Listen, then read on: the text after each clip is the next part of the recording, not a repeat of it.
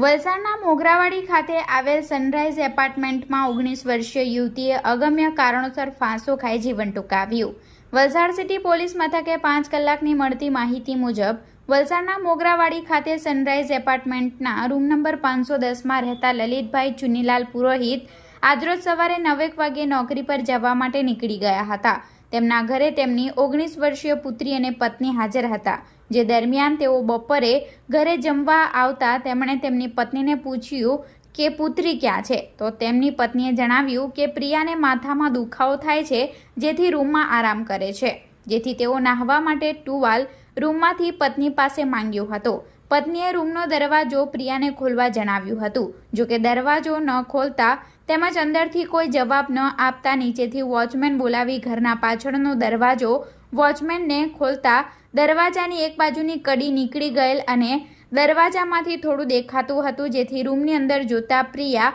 ફાંસો ખાધેલી હાલતમાં જોવા મળી હતી। તેઓએ રૂમનો દરવાજાને ધક્કો મારી તોડી અંદર પ્રવેશ કરતા પંખા સાથે બ્લુ કલરની ઓઢણી બાંધી ફાંસો ખાધેલી હાલતમાં યુવતી જોવા મળી હતી, જેથી ઘટનાની જાણ વલસાડ પોલીસને કરવામાં આવી હતી। પોલીસની ટીમ ઘટના સ્થળે પહોંચી યુવતીની લાશને નીચે ઉતારી ખાનગી એમ્બ્યુલન્સ મારફતે લાશનો કબજો લઈ પીએમ હેઠળ સિવિલ હોસ્પિટલમાં ખસેડવામાં આવી હતી, જે બાબતની નોંધ સિટી પોલીસ મથકે પરિવારજનોએ કરાવી હતી।